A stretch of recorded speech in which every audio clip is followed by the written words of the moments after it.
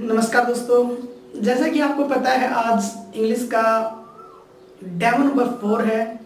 और इस demo number 4 में बताने से पहले मैं आपको एक बार फिर से अवगत करा देता हूँ। ये जो कोर्स है हमारा ये पेड कोर्स है। और इस पेड कोर्स के दौरान हम जो है मैथ और इंग्लिश यानी 10वीं क्लास नंबर यानी जो क्लास होगी 10th क्लास, ठीक है, यानी इस 10th क्लास में जो भी, चाहे वो एनसीईआरटी हो, चाहे आरबीएसई हिंदी मीडियम हो, चाहे इंग्लिश मीडियम हो, ठीक है, वो पूरा का पूरा कॉम्बिनेशन किस किस चीज का कॉम्बिनेशन, मैथ और इंग्लिश के कॉम्बिनेशन हम ओनली प्राइस कितने में रखी है, 1100 रुपए। ये 1100 रुपए प्राइस इसलिए रखी है लॉकडाउन चलते हुए, ठीक है। लॉकडाउन के बाद इसकी प्राइस बढ़ जाएगी। अभी फिलहाल और जो वैलिडिटी की बात करते हैं, वैलिडिटी है 1 ईयर। जो आपका एग्जाम 2021 में जो स्टूडेंट 9th क्लास अभी पास करके 10th क्लास में बैठेंगे और उनका जो एग्जाम होगा 2021, उनके लिए ये फिलहाल ये एग्जाम की बात है। तो कुल मिलाकर वैलिडिटी जो होगी वो हमारे पास 2021 तक 1 साल की होगी। और इस दौरान हम पूरा का पूरा मैथ और पूरी इंग्लिश का सिलेबस, ठीक है, वो सारा का सारा करवाएंगे। दूसरी बात, हम वादा करते हैं एक्सीलेंट जो भी आपकी डेस्क वर्क आती है, डेस्क वर्क होगा, पर्सन बैंक होगा, बहुत सारे एग्जाम्पल। जब आपके एग्जाम के 1 या 2 महीने बचेंगे, उस दौरान आपका केवल प्रैक्टिस सेट, हर दिन प्रैक्टिस सेट चलेगा। और उम्मीद करते हैं कि एक क्वेश्चन भी हमारे पढ़ाने से बाहर न जाए। ये हमारा वादा है कि 90% हमारे सिलेबस से ही क्वेश्चन आएंगे, क्योंकि हम एक भी चीज, हर चीज को कवर करेंगे, लास्ट में इसको शॉर्ट आउट भी करेंगे कि इस तरीके से आपको ये करना है। तो ये तो थी नॉर्मल बात। अभी फिलहाल जो आज का जो डेमो है वो हमारा 4th है। और इस 4th डेमो में आज डिस्कस कर लेते हैं थोड़ा टेंस का, ठीक है। तो एक बार थोड़ा सा मैं बता देता हूँ कि टेंस, इसको मैं बिठा देता हूँ कि टेंस, इसको आप देख चुके होंगे। और मेरे भाई जल्द से जल्द अपना ये बैच खरीदे ताकि ढील ना हो, हर चीजें समय पर, चीजें अच्छी रहती है, जो चीजें समय पर आ जाती है तो फायदा होता है। तो हम डिस्कस कर लेते हैं टेंस के बारे में, ठीक है। तो सबसे बड़ी प्रॉब्लम बनी हुई है टेंस, सबसे बड़ी प्रॉब्लम है हमारी टेंस। लेकिन एक बात बता देता हूँ, 10वीं क्लास में सबसे सरल टेंस आता है। फिक्स क्वेश्चन आते हैं, फिक्स क्वेश्चन 8 क्वेश्चन बनते हैं जो हाफ नंबर के होते हैं।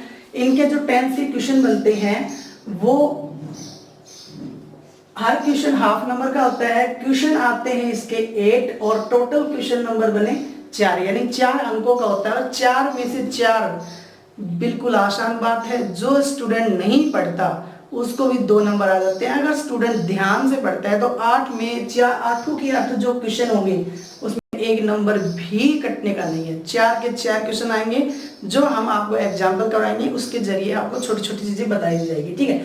तो टेंस देख लेते हैं। तो बेटा टेंस होता क्या है, आपको तो बताया कि काल, टेंस काल होता है, लेकिन सब भूल जाइए, टेंस कोई काल नहीं होता। टेंस होता है क्या, ये बात समझना। अपने आप में ये टेंस जो होता है, it is a verb, it is a verb form, ये ध्यान रखना अपने आप में। टेंस अपने आप में एक वर्ब फॉर्म हुआ करती है। जैसे कि आपको पता है verb form, first form, second form, third form, fourth form, इस प्रकार से ये जो वर्ब हुआ कर, टेंस जो होता है ये अपने आप में वर्ब ही होती है। अब ये जो वर्ब होती है, ये जो वर्ब होती है दैट शो, ये शो करती है, ये शो किसको करती है, some specific points of time, points of time. जो स्टूडेंट इस बात को नहीं समझ रहे वो ध्यान से समझे। मेरे कहने का मतलब है कि टेंस अपने आप में क्या है, एक वर्ब। टेंस अपने आप में एक वर्ब है और वो ये वर्ब है जो ये शो करती है ये टाइम है किसका। टेंस अपने आप में एक ऐसी वर्ब है जो ये शो करती है ये टाइम है किसका, ठीक है। तो नॉर्मल मैं बात कर लेता हूँ वर्ब के बारे में। मान लीजिए हमारे पास कुछ वर्ब हुआ करती है, जैसे कि पहले तो यहाँ पर दो चीजें देखनी है, एक तो आपको वर्ब देखनी है और दूसरी चीज आपको देखना है, क्या देखना है, पॉइंट्स ऑफ टाइम। यानी हमें टेंस में दो चीजें देखनी है। टेंस में कितनी चीजें देखनी है, दो। एक तो कौन सी, एक तो देखना है वर्ब फॉर्म, दूसरा देखना है पॉइंट्स ऑफ टाइम, दूसरा देखना है पॉइंट्स ऑफ टाइम। तो कुल मिलाकर चीजें हमें दो देखनी है, क्योंकि टेंस अपने आप में एक वर्ब होती है, एक ऐसी वर्ब है जो टाइम बताया करती है। जैसे कि मान लीजिए एक छोटा सा एग्जांपल मैंने लिखा I am going to market. मैंने कहा I am going to market. एक बार देखो, I am going to market जो है, I am going to market, मैंने कहा I am going to market. ठीक है, ये बात समझ में आ गई। दूसरा मैंने ये ना लिखकर मैंने लिख दिया हो I was going to market, हालांकि बात तो वही है सब में। तीसरा मैंने ये ना लिखकर मैंने लिखा हो सी वेंट टू मार्केट। चौथे एग्जाम्पल मैंने लिख दिया हो ही हैड गॉन बिफोर सी केम। तो कुल मिलाकर हमारे पास ये टेंस ही तो है, लेकिन टेंस बताता क्या है, टेंस बताता है वर्ब। यहाँ पर ये दिया गया है कि एम ये जो वर्ब है ये प्रेजेंट है, तो ये शो करना चाहता है ये जो वर्ब है ये प्रेजेंट टेंस है। कौन सा टेंस है, प्रेजेंट। अब यहाँ पर ये जो बी की वो जा गया, तो वो से हमें ये समझ में आता है ये बात आज की नहीं है, ये बात कब की है, पास्ट की। यानी वर्ब को देखकर आप तय कर सकते हो कि सर ये बात आज की नहीं है, ये बात कब की है, पास्ट की। इसी प्रकार वेंट कौन सी फॉर्म आ रही है, सेकंड। तो आप बताइए टाइम आज का है या बीता हुआ टाइम है। तो स्टूडेंट समझ गए होंगे कि सर ये जो बात जो आप कह रहे हो वेंट सेकंड फॉर्म हुआ करती है, और सेकंड फॉर्म का मतलब है कि पास्ट, यानी ये बात कब की है, पास्ट। तो मैं अगर ये कह रहा हूँ सी वेंट टू मार्केट, इसका मतलब है कि मार्केट गए, लेकिन कब, आज नहीं, आज से पहले। दूसरा मैंने कहा ही हैड गॉन वो चला गया, बिफोर सी केम, यानी यहाँ पर वो आया कब, सेकंड फॉर्म है, और उससे पहले वो चला गया, तो ये बात भी किसकी है, पास्ट की है। तो कुल मिलाकर आपको वर्ब को देखकर आपको ये बताना है कि ये टेंस कौन सा है।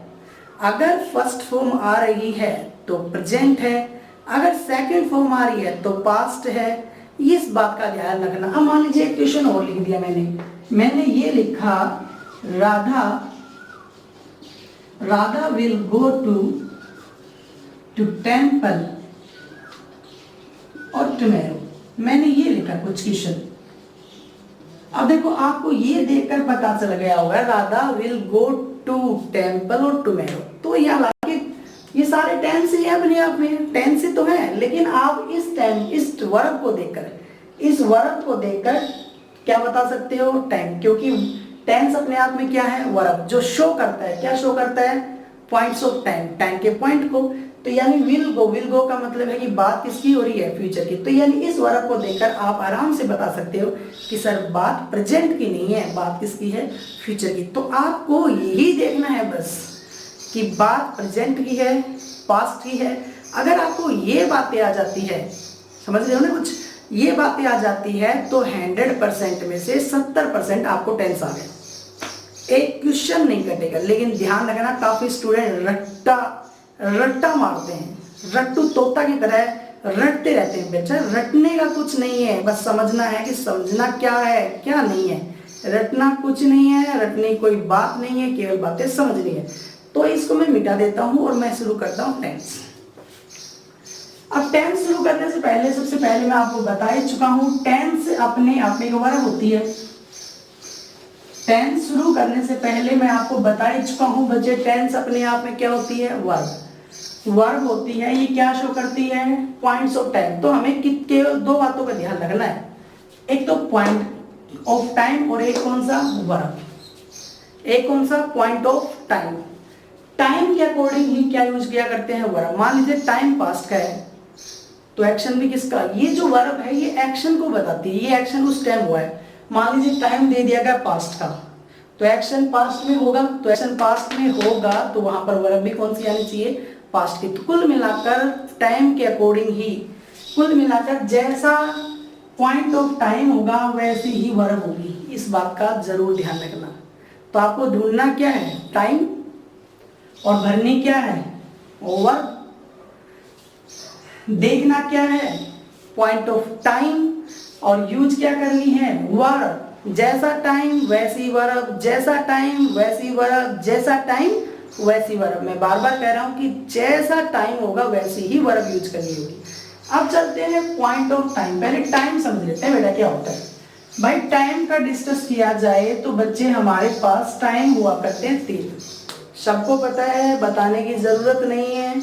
टाइम हुआ करते हैं 3। टाइम कौन कौन से होते हैं ये देख लो, आपको सब कुछ पता है। मान लीजिए अभी फिलहाल जो चल रहा है, मैं पढ़ा रहा हूं, तुम पढ़ रहे हो, तो जो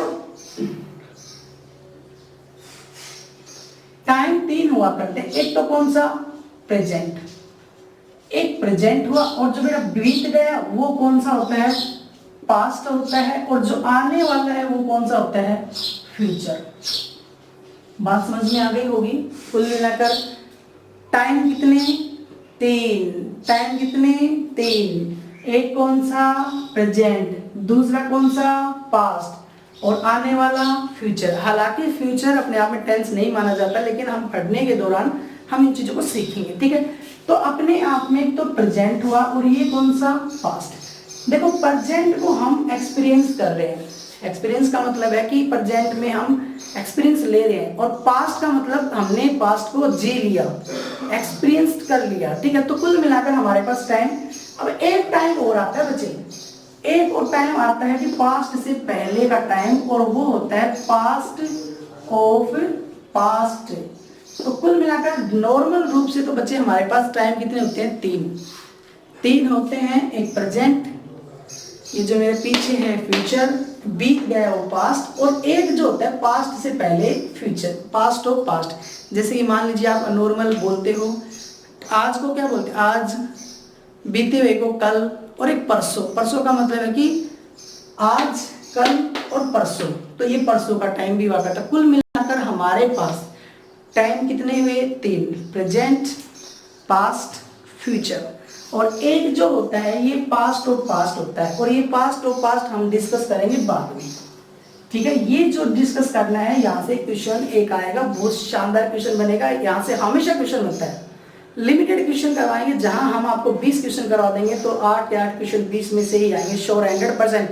लेकिन चीजों को सीखना है हमें, रटना नहीं है, सीखना है, ठीक है। तो हमारे पास टाइम कितने हुए, 3, प्रेजेंट, पास्ट और फ्यूचर। अब टिकते हैं वर्ब पर, अब लेके चलते हैं वर्ब। तो भाई वर्ब भी हमारे पास 2 ही हुआ करती है, वर्ब 3 हुआ करती है। एक तो वर्ब हुआ करती है बी फॉर्म, एक बेटा वर्ब हुआ करती है हैव फॉर्म, और एक फॉर्म हुआ करती है डू फॉर्म। यानी हमारे पास वर्ब जो होती है वो 3 होती है। कितनी वर्ब होती है, 3। कितनी वर्ब, 3। अब प्रत्येक की अपनी अपनी फॉर्म हुआ करती है। प्रत्येक की अपनी फॉर्म, बी की फर्स्ट फॉर्म तो हुआ करती है इज, एम, आर, ये तो हो गई फर्स्ट फॉर्म। और बी की जो सेकंड फॉर्म हुआ करती है वो होती है वोज और वर, और थर्ड फॉर्म जो हुआ करती है बी की वो होती है बीन, ठीक है। आगे बात समझ में। और बेटे एक हैव फॉर्म हुआ करती है, हैव की फर्स्ट फॉर्म तो हुआ करती है हैज और हैव, और सेकंड फॉर्म हुआ करती है हैड, और हैव की थर्ड फॉर्म भी क्या होती है, हैड। एक डू फॉर्म हुआ करती है, डू फॉर्म की फर्स्ट फॉर्म तो होती है डू और डच, डू और डच, और सेकंड फॉर्म जो हुआ करती है वो होती है डिड, और थर्ड फॉर्म हुआ करती है डन। मेरी बात समझ में आ गई होगी। टाइम कितने बताइए, बोलिए जल्दी बोलिए। आप एक एक बात नोट करना, एक एक बात नोट करोगे ना तो सारी चीजें जब स्टेप बाय स्टेप पढ़ते चलेंगे तो बात यहाँ तक नहीं, जब आप आगे एग्जाम दोगे ना जब आगे एग्जाम दोगे किसी चीज बनने के लिए, 10वीं पास का नहीं, आगे भी एग्जाम दोगे तो छोटी छोटी बात आप कलेक्शन होते चली जाएगी वहां पर, ठीक है। वहां ज्यादा हाईएस्ट लेवल जब सीखोगे तो ये चीजें आपको नॉर्मल लग जाएंगी, ठीक है। तो हमारे पास टाइम, प्रेजेंट, पास्ट और फ्यूचर, वर्ब कितनी होती है? टेंस में केवल 3 वर्ब होती है। कितनी वर्ब होती है? 3। कौन कौन सी? बी फॉर्म, हैव फॉर्म और do form. Be form, have form और डू फॉर्म। कौन सी? बी फॉर्म, हैव फॉर्म और डू फॉर्म। बी फॉर्म की फर्स्ट फॉर्म होती है is, am are, second form होती है वॉज वर और थर्ड फॉर्म होती है बी। हैव की फर्स्ट फॉर्म होती है हैज और हैव, सेकेंड फॉर्म हैड होती है और थर्ड भी क्या होती है? हैड। और डू फॉर्म की फर्स्ट फॉर्म होती है डू और डज, सेकेंड डिड होती है और थर्ड क्या होती है? डन। अगर आपसे पूछा जाए कि टेंस में सबसे बड़ी वर्ब कौन सी होती है तो आराम से बता सकते हो, टेंस में सबसे बड़ी वर्ब होती है बी। बी कैसे हुई? 1 2 3 4 5 6, सॉरी 4, 1 2 3 और अपने आप में एक और मैं आपको बता देता हूँ, फोर्थ फॉर्म का एक बार डिस्कस कर लेता हूँ। फोर्थ फॉर्म भी हुआ करती है, लेकिन फोर्थ फॉर्म में यहाँ पर डिस्कस यहाँ कर लेता हूँ, वहाँ दिखाई देगा। तो बी की फर्स्ट एक फॉर्म हुआ करती है फोर्थ बी में, और इसकी हैव की जो हुआ करती है, ये जो हैव हुई वो हो जाएगी हैड पे। तो कुल मिलाकर इसको मैं इधर ही थोड़ा हटा देता हूँ। तो कुल मिलाकर हमारे पास is, am are, was were और बी, ठीक है। तो ये भी और एक खुद बी भी, और हैज हैव में 2 4 ही भी, और इसमें डू डज, इसमें कितनी 2 3 4, इसमें भी 4, उसमें कितनी है?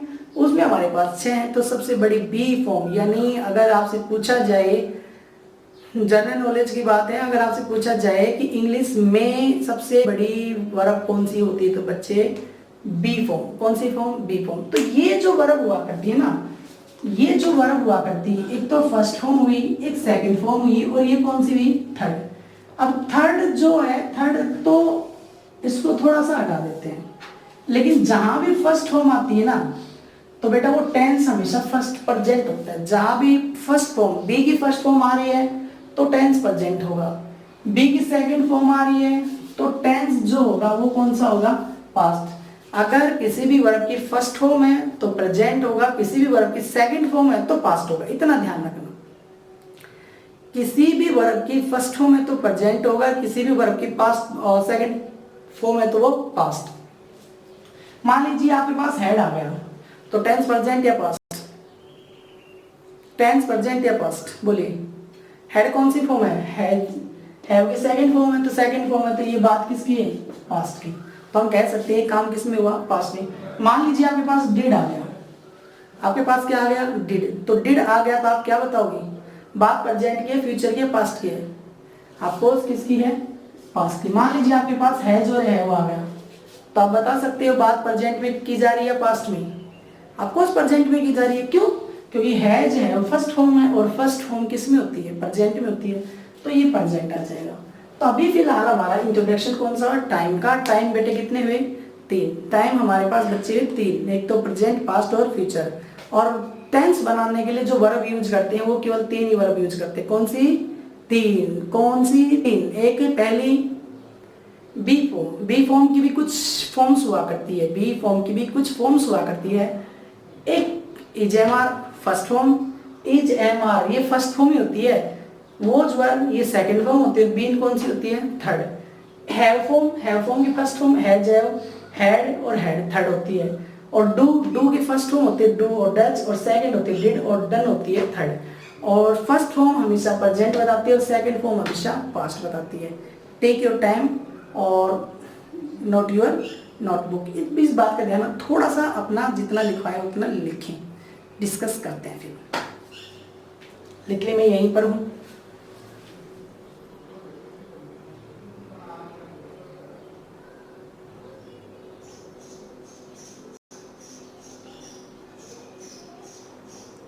उम्मीद करता हूँ वो वीडियो को पॉज करके आप देख लिया होगा, आपने वीडियो को पॉज करके आप लिख लिया करो, ठीक है। तो इसको मैं मिटा देता हूँ, ठीक है। और अब चलते हैं सही तरीके से, सही मायने से टेंस होता है क्या है क्या नहीं है उस पर देखते हैं। ये तो हुई टाइम की और वर्क की, लेकिन कुछ अब हमारे पास कुछ एक्शंस की फॉर्म ऑफ एक्शन हुआ करती है, यानी वर्ब की कुछ एक्शन फॉर्म्स होती है, वर्ब के जो फॉर्म्स ऑफ एक्शन, यानी वर्ब के कुछ एक्शंस के फॉर्म्स हुआ करते हैं, ठीक है। तो वर्ब के जो एक्शन हो करते हैं, वर्ब यानी forms of action, forms of action यानी फॉर्म ऑफ एक्शन, एक्शन की कुछ फॉर्म हुआ करती है कि वो काम किस तरीके से कर रहा है। फॉर्म एक्शन का मतलब, मान लीजिए मैं क्या कर रहा हूँ, पढ़ा रहा हूँ, तो ये मेरा एक्शन, मेरा फॉर्म्स है कि मैं अभी काम कर रहा हूँ, ठीक है।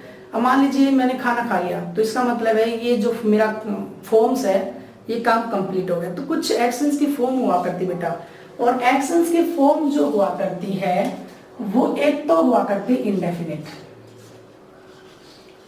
एक तो हुआ करती है इंडेफिनिट, एक कौन सी होती है, इंडेफिनिट, उम्मीद करता हूँ रेड दिखाई दे रहा होगा आपको। और एक तो हुआ करती है इंडेफिनिट, और दूसरी जो हुआ करती है बेटा होती है कॉन्टिन्यूस, दूसरी फॉर्म हुआ करती है कॉन्टिन्यूस, तीसरी फॉर्म हुआ करती है परफेक्ट, तीसरी फॉर्म हुआ करती है परफेक्ट, और चौथी जो हुआ करती है वो होती है परफेक्ट कॉन्टिन्यूस। कुल मिलाकर आपसे पूछा जाए forms of action, forms of action की फॉर्म हुआ करती तीन चार, इंडेफिनिट, कॉन्टिन्यूस, परफेक्ट और परफेक्ट कॉन्टिन्यूस, ठीक है।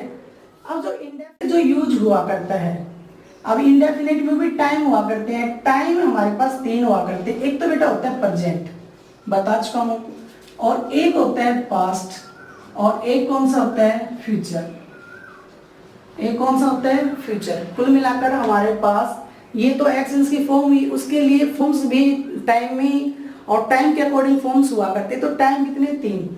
तो इंडेफिनिट जो हुआ करता है, तो एक तो इंडेफिनिट, लेकिन प्रेजेंट में भी इंडेफिनिट होगा, पास्ट में भी इंडेफिनिट होगा, फ्यूचर में भी। तो इंडेफिनिट के लिए जो वर्ब यूज करते हैं हम, वर्ब की कौन सी फॉर्म यूज करते हैं, वर्ब की फर्स्ट फॉर्म, वर्ब की कौन सी फॉर्म यूज करते हैं, फर्स्ट फॉर्म। लेकिन अगर आपको हेल्पिंग वर्ब की जरूरत पड़ी तो इसमें हेल्पिंग वर्ब होगी डू और डज। इंडेफिनिट बनाने के लिए जो हेल्पिंग वर्ब यूज की जाती है बच्चे, ये हेल्पिंग वर्ब का नाम ले लेना, हेल्पिंग वर्ब। इंडेफिनिट बनाने के लिए जो हेल्पिंग वर्ब यूज ली जाती है प्रेजेंट में, वो ली जाती है डू और डज। और प्रेजेंट इंडेफिनिट में हम वर्ब की कौन सी फॉर्म यूज करते हैं, फर्स्ट फॉर्म। और फर्स्ट फॉर्म के दो रूप होते हैं, मैं आपको सब्जेक्ट वर्ब एग्रीमेंट में बता चुका हूँ, हालांकि और भी डिस्कस करेंगे, ऐसा नहीं बताऊंगा बेटा, ऐसी चीज नहीं होगी जो आपको नहीं चाहिए, मुझे 5 बार के 10 बार बतानी हो, लेकिन आपको साथ लेके चलूंगा। अब पास्ट इंडेफिनिट में आपको पता है कि कौन सी फॉर्म यूज होती है, सेकंड फॉर्म यूज होती है। पास्ट इंडेफिनिट में कौन सी फॉर्म, मैंने बताया था कि फर्स्ट फॉर्म प्रेजेंट की और सेकंड फॉर्म पास्ट की। लेकिन पास्ट के लिए जो हेल्पिंग वर्ब यूज हुआ करती है वो डिड होती है, और डिड के बाद हमेशा फर्स्ट फॉर्म आती है, डिस्कस करेंगे, अभी तो समझने लायक। अब फ्यूचर जो हुआ करता है, फ्यूचर में बेटा यूज करते हैं शैल और विल, शैल और विल, और उसके बाद यूज करते हैं वर्ब की कौन सी फॉर्म, फर्स्ट फॉर्म। तो हमारे पास फॉर्म्स कितनी हैं, इंडेफिनिट, कॉन्टिन्यूस, परफेक्ट और परफेक्ट कॉन्टिन्यूस। तो टाइम के अकॉर्डिंग इनको यूज किया करते हैं, ये जो फॉर्म्स होते हैं इनको टाइम के अकॉर्डिंग यूज करते हैं, इन फॉर्म को टाइम के अकॉर्डिंग। तो टाइम, प्रेजेंट, पास्ट और फ्यूचर। अब आती है कॉन्टिन्यूस। अब देखो इंडेफिनिट बनाने के लिए तो हमें डू फॉर्म की सहायता, अब कॉन्टिन्यूस बनाने के लिए जरूरत पड़ेगी बी फॉर्म की। कॉन्टिन्यूस फॉर्म बनाने के लिए जरूरत पड़ती है बी फॉर्म की। अब प्रेजेंट की बी फॉर्म, प्रेजेंट में तो फर्स्ट फॉर्म आई, तो बी की फर्स्ट फॉर्म हुआ करती है इज, एम, आर, और प्लस वर्ब की फर्स्ट फॉर्म के साथ बेटा क्या लगेगा, आईएनजी। बात क्लियर होगी। अब आपको पता है कि बी फॉर्म कॉन्टिन्यूस बनाने के लिए बी फॉर्म, और पास्ट की सेकंड फॉर्म के लिए बी फॉर्म हुआ करती है वॉज या वर, और प्लस वर्ब की फर्स्ट फॉर्म के साथ आईएनजी, तो पास्ट कॉन्टिन्यूस हुआ। अब तीसरा जो डिस्कस किया जाएगा आपको फ्यूचर में, फ्यूचर में आपको यूज करना पड़ता है शैल, विल और प्लस बी और प्लस वर्ब की फर्स्ट फॉर्म के साथ आईएनजी। इसका मतलब है वर्ब की फर्स्ट फॉर्म के साथ है आईएनजी। क्लियर है, बात समझ में आ गई होगी। अभी जो परफेक्ट हुआ करता है, आपको पता है कि परफेक्ट के लिए जो हम यूज करते हैं वो हैव फॉर्म यूज करते हैं। कौन सी फॉर्म यूज करते हैं? Have form. कौन सी फॉर्म? Have form. अब हैव फॉर्म की प्रेजेंट में हैव की फर्स्ट फॉर्म हुआ करती है हैज और हैव, और प्लस वर्ब की कौन सी फॉर्म? Third form. इसी प्रकार पास्ट परफेक्ट में हम यूज किया करते हैं हैड प्लस वर्ब की थर्ड फॉर्म, और फ्यूचर जो होता है फ्यूचर में यूज किया करते हैं हम शैल, विल, हैव। यहां पर हैव का डिस्कस कर लेता हूं, हैव और प्लस वर्ब की कौन सी फॉर्म? Third form. अब आता है परफेक्ट, यहां मैं लिख देता हूं, ये होता है परफेक्ट कॉन्टिन्यूस। परफेक्ट कॉन्टिन्यूस, ठीक है। परफेक्ट देखो यहां से दो बातें करती है। कॉन्टिन्यूस के लिए कौन सी यूज करते हैं? B form. कॉन्टिन्यूस के लिए कौन सी फॉर्म यूज करते हैं बताइए? कॉन्टिन्यूस टेंस के लिए हम यूज किया करते हैं बी फॉर्म, और परफेक्ट के लिए करते हैं हैव। लेकिन यहाँ तो दोनों ही आ गए, परफेक्ट भी और कॉन्टिन्यूस भी, तो दोनों ही आ गए। तो आपको प्रेजेंट इंडेफिनिट, प्रेजेंट इंडेफिनिट के लिए यूज करना है हैज, हैव और प्लस बीन और प्लस वर्ब की फर्स्ट फॉर्म के साथ आईएनजी, क्योंकि कॉन्टिन्यूस में तो आईएनजी आता है। अब past perfect continuous, past perfect continuous में यूज किया करते हैं हैड, बीन और प्लस वर्ब की फर्स्ट फॉर्म के साथ आईएनजी, और फ्यूचर वहां दिखाई नहीं देगा तो फ्यूचर में यूज किया करते हैं शैल, विल, हैव और बीन प्लस वर्ब की फर्स्ट फॉर्म के साथ आईएनजी। तो कुल मिलाकर मेरी बात समझ में आई होगी बच्चों। मैंने ये बताया है कि हमारे पास इट इज वर्ब हुआ करती है, और ये किसके पॉइंट को? टाइम के पॉइंट को रेफर करती है। तो हमारे पास टेंस बनाने के लिए ओनली 3 वर्ब यूज करती हैं, डू फॉर्म, बी फॉर्म और have form. Do form indefinite बनाता है, बी फॉर्म सारे कंटिन्यूस बनाता है, हैव फॉर्म सारे परफेक्ट बनाता है। लेकिन हैव और बी, हैव क्या बनाती है? परफेक्ट, और बी क्या बनाती है? कंटिन्यूस। देखो मैं आपके सामने क्वेश्चन करता हूं भाई, अगर आपसे पूछा जाए कि डू फॉर्म कौन सा टेंस बनाती है, बोलिए। अगर आपसे पूछा जाए डू फॉर्म कौन सा टेंस बनाती है, गलती बोल दो, कोई दिक्कत नहीं है, मुझे सुनाई नहीं दे रहा, लेकिन मैं चाहता हूं कि आप एक बार गलत बोलो, सही बोलो, ताकि आपको आपका सुधरने का मौका मिले। तो बेटा बी फॉर्म जो हुआ करती है, डू फॉर्म हमेशा इंडेफिनिट बनाती है, प्रेजेंट इंडेफिनिट भी डू फॉर्म बनाती है और पास्ट इंडेफिनिट भी डू फॉर्म बनाती है। कॉन्टिन्यूस कौन बनाती है? कॉन्टिन्यूस बनाती है बी फॉर्म। तो बी फॉर्म ईजेएमआर जहां भी दिखाई दे रहे हैं, यानी बी फॉर्म का मतलब है ईजेएमआर, वो बी फॉर्म जहां भी दिखाई दे रहे तो कॉन्टिन्यूस होगा। हैव फॉर्म जहां भी दिखाई दे तो वो परफेक्ट होगा, और हैव और बी दोनों दिखाई दे तो परफेक्ट कॉन्टिन्यूस होगा। अगर आपसे पूछा जाए बी आ गई, ईजेएमआर आ गया, तो ईजेएमआर बी की कौन सी? ईजेएमआर बी की फर्स्ट फॉर्म है, सेकंड फॉर्म है? ईजेएमआर बी की फर्स्ट फॉर्म है, तो फर्स्ट फॉर्म के नाते क्या कहलाए? प्रेजेंट, और ईजेएमआर बी फॉर्म है, बी फॉर्म के नाते कॉन्टिन्यूस, तो प्रेजेंट परफेक्ट कॉन्टिन्यूस। वोज पर बी फॉर्म है, बी फॉर्म के नाते कॉन्टिन्यूस, और वोज कौन सी फॉर्म है? फर्स्ट है सेकंड, सेकंड के नाते पास्ट, तो पास्ट कॉन्टिन्यूस। शैल और विल फ्यूचर में आता है, और वहां बी आ गया, और बी क्या आता है? कॉन्टिन्यूस, तो फ्यूचर कॉन्टिन्यूस हो गया। हैव फॉर्म जो होता है वो परफेक्ट बनाता है, परफेक्ट काम बनाता है, तो परफेक्ट हैव जहां भी आता है तो परफेक्ट ही होगा। अब हैज, हैव, हैज और हैव जो है वो प्रेजेंट की फर्स्ट फॉर्म है, तो ये हैज हैव परफेक्ट तो हुआ, लेकिन ये हैव की कौन सी फॉर्म है? फर्स्ट फॉर्म, तो प्रेजेंट परफेक्ट हुआ। हैड के बाद थर्ड फॉर्म, हैड भी हैव की फॉर्म है, तो हैड हैव की फॉर्म है तो हैव परफेक्ट बनाता है, लेकिन हैड सेकंड फॉर्म है तो हैड प्लस की third form past perfect. Shell will future हुआ, हैव क्या कहलाया? परफेक्ट कहलाया, और थर्ड फॉर्म क्या कहलाई? परफेक्ट। हैव क्या कहलाया? परफेक्ट। अब यहाँ पर फिर परफेक्ट कॉन्टिन्यूस हैज हैव, आपको पता है कि मैं आपको बता देता हूँ भाई, डू फॉर्म इंडेफिनिट बनाती है, बी फॉर्म कॉन्टिन्यूस बनाती है, हैव फॉर्म क्या बनाती है परफेक्ट। तेरी तो बातें याद करनी है। डू फॉर्म क्या बनाती है? इंडेफिनिट।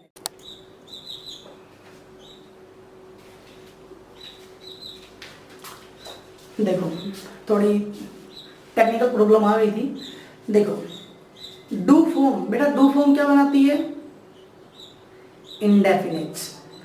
डू फॉर्म की भी दो फॉर्म हुआ करती है, एक तो फर्स्ट फॉर्म और एक सेकंड। फर्स्ट फॉर्म होती है वो प्रेजेंट बनाती है, सेकंड फॉर्म होती है पास्ट बनाती है। बी फॉर्म क्या बनाती है? कॉन्टिन्यूस। और हैव फॉर्म क्या बनाती है? परफेक्ट। हैव फॉर्म परफेक्ट और be form continuous. Do form indefinite बनाती है, बी फॉर्म कॉन्टिन्यूस बनाती है, हैव फॉर्म परफेक्ट बनाती है। तो डू फॉर्म आ रही है, डू फॉर्म की कौन सी फॉर्म आ रही है? फर्स्ट, तो प्रेजेंट इंडेफिनिट हुआ। डू फॉर्म की सेकंड फॉर्म आ रही है तो पास्ट इंडेफिनिट हुआ। शैल विल प्लस फ्यूचर इंडेफिनिट हुआ। इज एम आर, ये बी की फर्स्ट फॉर्म है, तो फर्स्ट फॉर्म तो इज एम आर तो हुआ, तो बी फॉर्म होने के नाते कॉन्टिन्यूस, और फर्स्ट फॉर्म में होने के नाते प्रेजेंट।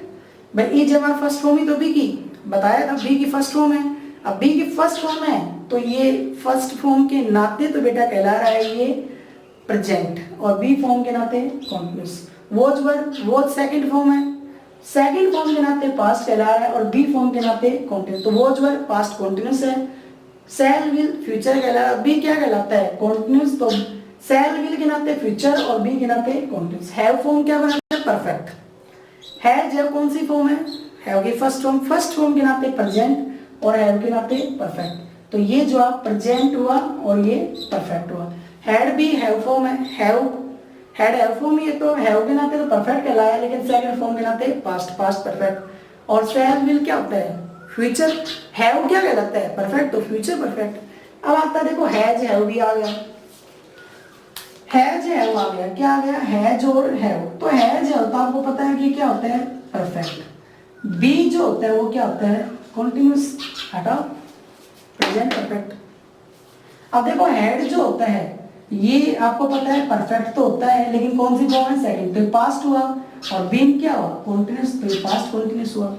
सेल क्या होता है? सेल और विल ये फ्यूचर होता है, ये तो फ्यूचर हो गया, फ्यूचर हो गया। हैव फॉर्म क्या होता है? ये परफेक्ट हो गया। और बीन क्या होता है? कॉन्टिन्यूस, तो फ्यूचर परफेक्ट कॉन्टिन्यूस हो गया। तो उम्मीद करता हूँ ये जर्नल बातें आपको आ गई होगी।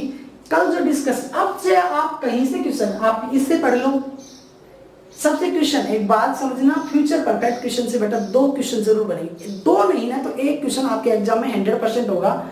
और फ्यूचर कॉन्टिन्यूस से लेकर हमें 20-30 एग्जाम्पल करने हैं ताकि उससे बाहर ना जाए। फ्यूचर परफेक्ट कॉन्टिन्यूस 100% पूछा जाएगा। वो कब पूछा जाएगा, क्या पूछा जाएगा, वो हम डिटेल से बताएंगे आपको।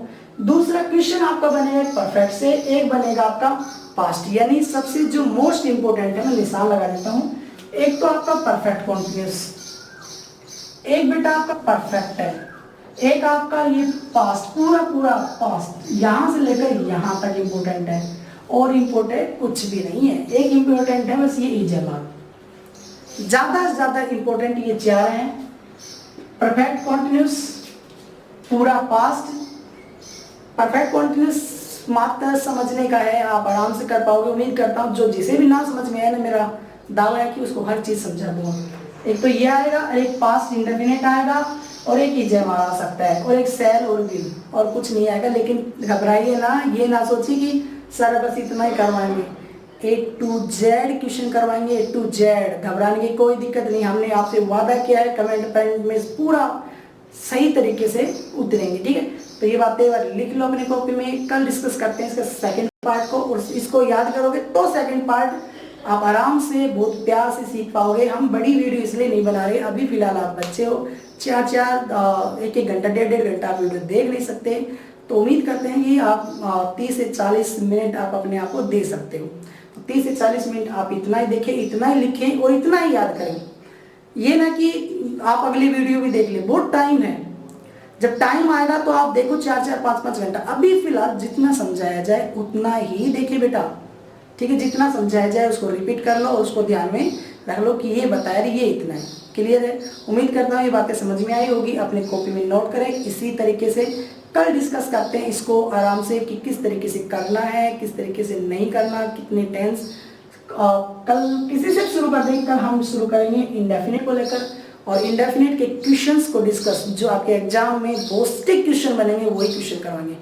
प्रेजेंट इंडेफिनिट कब यूज करते हैं, क्यों यूज करते हैं, कब किस तरीके से मैं पहचान करें कि प्रेजेंट इंडेफिनिट आएगा, कब पास्ट करेंगे, कब फ्यूचर करेंगे, सारी बातों पर डिस्कस करेंगे।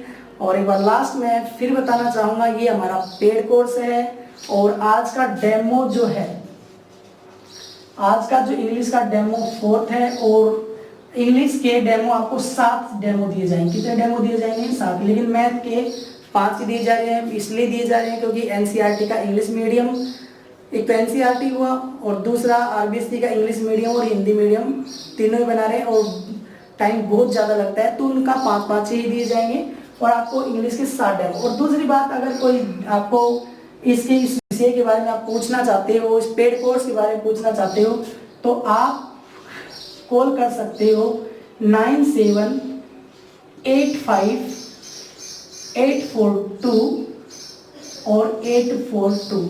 याद करने की बस इतनी है, 97854842 उम्मीद करता हूँ बातें समझ में आई होगी और अपना नोट करें। जय हिंद, जय भारत।